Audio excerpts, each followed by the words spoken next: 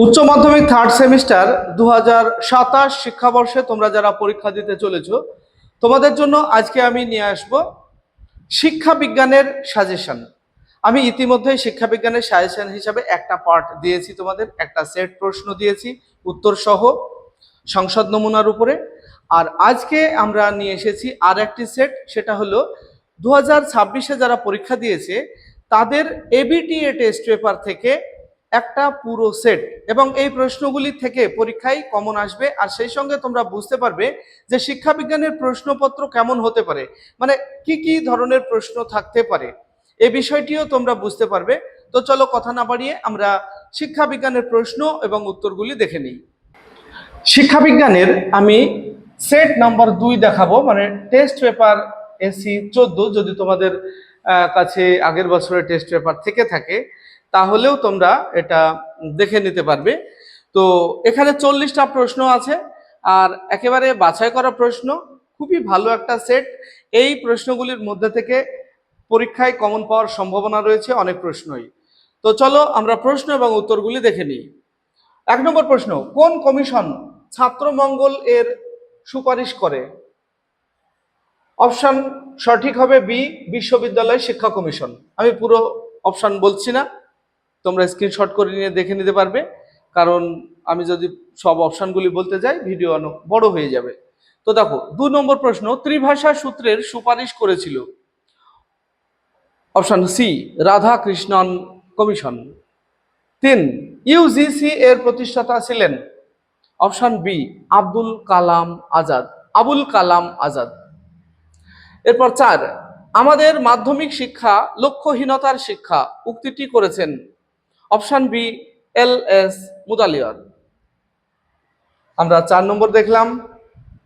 এবারে 5 নম্বর প্রশ্ন দেখব আমরা। ড্যাশ এর আমলে জাতীয় শিক্ষানীতি 1986 গঠিত হয়? Option A, Rajiv Gandhi.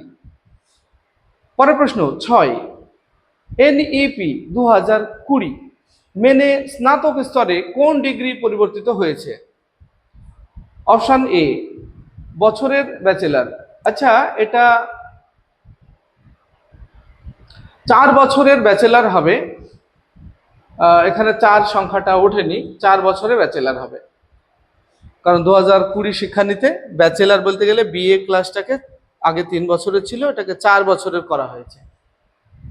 এরপর ভারতের প্রথম মুক্ত বিশ্ববিদ্যালয় স্থাপিত হয়? অপশন সি, 1982 সালে।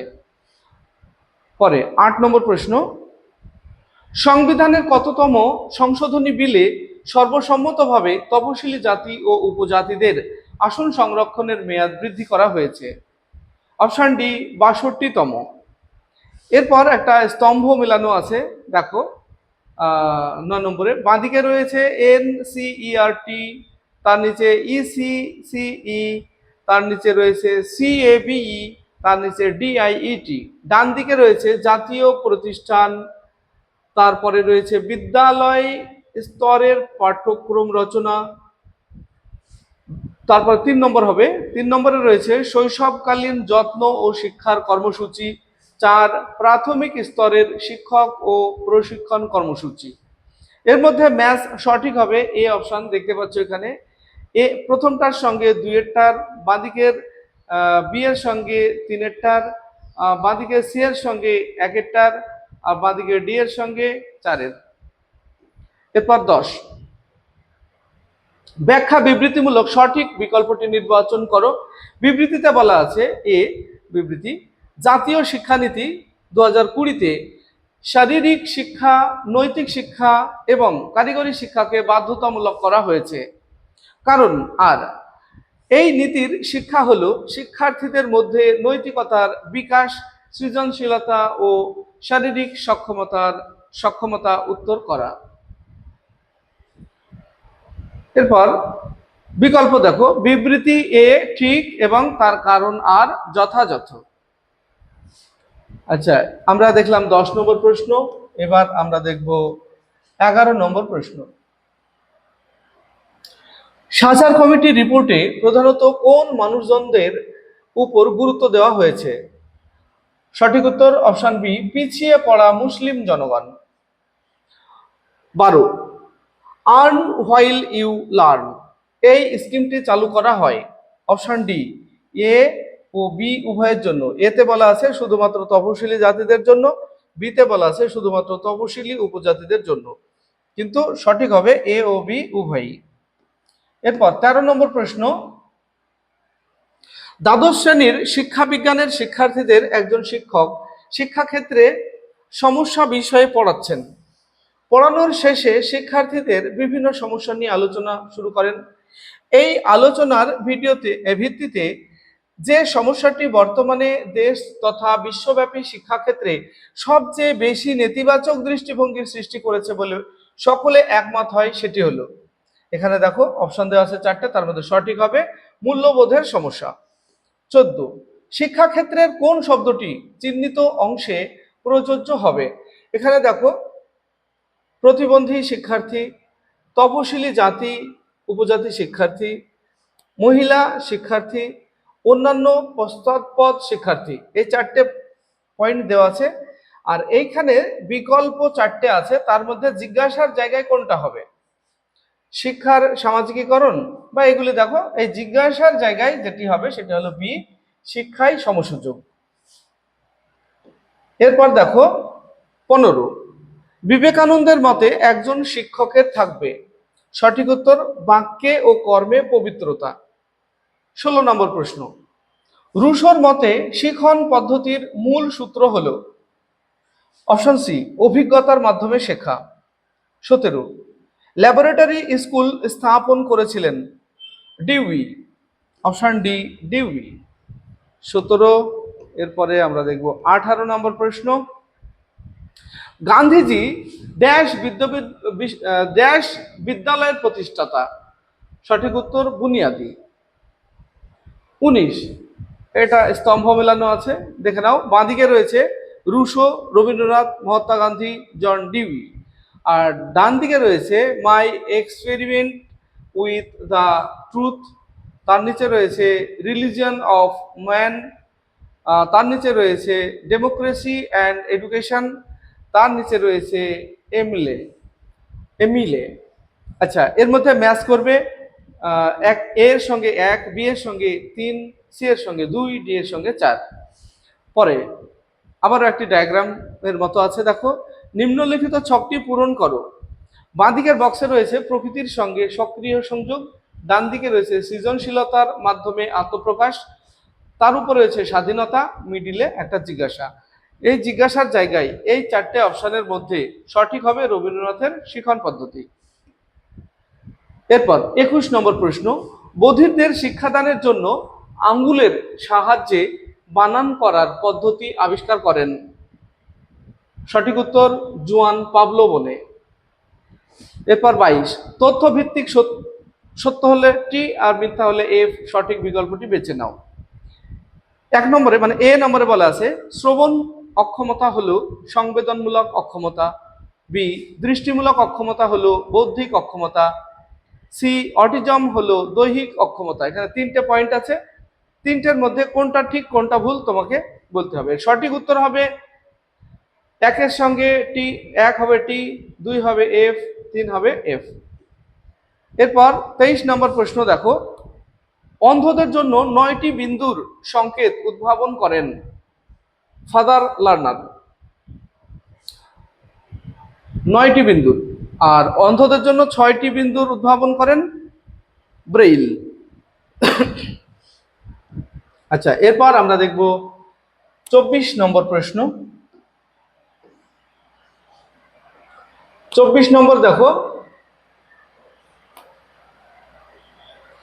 হু এর মত অনুযায়ী ভিন্ন সক্ষমতা সম্পন্ন শিশু ব্যাহত, ডান দিকে প্রতিবন্ধী, মাঝে জিজ্ঞাসার জায়গায় কি হবে? এখানে যাই হোক অপশনগুলি দেওয়া ছিল না সঠিক, যে কারণে এখানে উত্তর করা আছে অক্ষমতা হবে, মানে এটা টেস্ট পেপারে কোনো একটা ভুলের কারণে অপশনগুলি ছিল না। পরে 25, ড্যাশ সর্বপ্রথম শ্রবণ প্রতিবন্ধীদের শিক্ষার উদ্যোগ নেয়। সঠিক উত্তর স্পেন। 26, মানসিক প্রতিবন্ধী শিক্ষার্থীদের শিক্ষা পরিকল্পনায় আজ এর বদলে ও ও এখানে একটু ভুল আছে। এটা ইংরেজি কোনো স্পেলিং ছিল, যেটা বাংলায় কনভার্ট করতে গিয়ে একটু সমস্যা হয়েছে। তো তোমাদের কাছে বই থাকলে এটা একটু দেখে নিও। যদিও এখানে শিক্ষাগত দক্ষতা হবে এই জিজ্ঞাসাটাই। আহ, প্রশ্নটাই আমি ঠিক বুঝলাম না, মানে এখানে ইংরেজি ছিল। এটা এ, এটা এ, তাহলে 3A, ওটা হবে 3A, এটা 3A, আর এটা বুঝলাম না 3। আচ্ছা যাই হোক, এটা তোমরা একটু ঠিক করে নিও। তবে সঠিক উত্তর শিক্ষাগত দক্ষতা। এখানে দেখো, মানে যে অপশনগুলি রয়েছে তার মধ্যে এই জিজ্ঞাসার জায়গায় শিক্ষাগত দক্ষতা হবে, এটা দেখেও অনেকটা বোঝা যায়। এরপর দেখো 27 নম্বর প্রশ্ন। রাজু 61 লিখতে গিয়ে ভুল করে 16 লিখে ফেলে। রাজু কোন ধরনের শিখন অক্ষমতায় ভুগছে? এটা ডেসগ্রাফিক ডেসগ্রাফিয়া ডেসগ্রাফিয়া। এরপর 28, অন্তর্ভুক্তিমূলক শিক্ষা ব্যবস্থাকে কার্যকর ও সফল করে তুলতে কাদের ভূমিকা সবচেয়ে বেশি? এখানে দেখো বিদ্যালয়ের পরিচারিকাদের আর হলো বিদ্যালয়ের সহপাঠীদের, বি আর সি এই দুটো হবে। 29 নম্বর প্রশ্ন। ভিন্নভাবে সক্ষম বা ব্যতিক্রমী শিশুদের শিক্ষার অধিকার কোন আন্তর্জাতিক সম্মেলনে গৃহীত হয়? সঠিক উত্তর হবে ইউনেস্কো এর আন্তর্জাতিক সম্মেলনে। তাহলে আমরা 29 দেখলাম। এবার 30 নম্বর প্রশ্ন। অন্তর্ভুক্তিমূলক শিক্ষায় মূল্যায়ন হবে অপশন সি নিরবচ্ছিন্ন। 31, ইউনেস্কো শিক্ষামূলক কাজ করে যে সংস্থার অধীনে, সেটি হলো ইউএনও। 32, শিক্ষার প্রথম স্তম্ভটি হলো ড্যাশ জন্য শিক্ষা, জ্ঞানার্জনের। 33, সাক্ষরতার দশক বলা হয় 1990 থেকে 2000 সালকে। টিএলসি এর পুরো কথাটি কি? Total literacy campaign. 35, সিডব্লিউএসএন এর সম্পূর্ণ নাম হলো চাইল্ড উইথ সোশ্যাল নিড। 36, জাতীয় সাক্ষরতা মিশন প্রতিষ্ঠা করে কেন্দ্রীয় মানব সম্পদ উন্নয়ন মন্ত্রক। 37, আমাদের দেশে প্রাথমিক শিক্ষাকে প্রথম বাধ্যতামূলক করা হয় বরোদায়। 38, শিক্ষাক্ষেত্রে কোন শব্দটি অংশে প্রযোজ্য হবে? দেখো এখানে যে অপশনগুলি রয়েছে আর মাঝে জিজ্ঞাসা রয়েছে, এর পরিবর্তে কি হবে সেটা দেখবো আমরা। দেখো, সার্বজনীন প্রাথমিক শিক্ষার উদ্দেশ্য পূরণের উপায়। এরপর দেখো 39, ইতিবাচক মনোবিদ্যা প্রত্যেক ব্যক্তির ড্যাশ দূর করে সক্ষমতাকে জাগিয়ে তোলে। উত্তর হবে দুর্বলতা। 40 নম্বর প্রশ্ন। রিয়া 5 বছর ধরে কঠোর পরিশ্রমের পর চাকরি পেল। এখন তার মধ্যে যে ধরনের অনুভূতির সঞ্চার হবে তা হলো সুখানুভূতি। তাহলে এই 40টা প্রশ্ন পরের ভিডিওতে আমরা আরো একটি সেট নিয়ে আলোচনা করব, এবং এই প্রশ্নগুলি তোমরা অবশ্যই লিখে নেবে। তাহলে এই প্রশ্নগুলির মধ্যে থেকে অনেক প্রশ্নই কমন পাবে। ভিডিওটি ভালো লাগলে লাইক, কমেন্ট এবং বন্ধুদের শেয়ার করবে। আসছি পরবর্তী ভিডিও নিয়ে, সে পর্যন্ত সবাই ভালো থাকবে, সুস্থ থাকবে। ভিডিওটি শেষ পর্যন্ত দেখার জন্য ধন্যবাদ।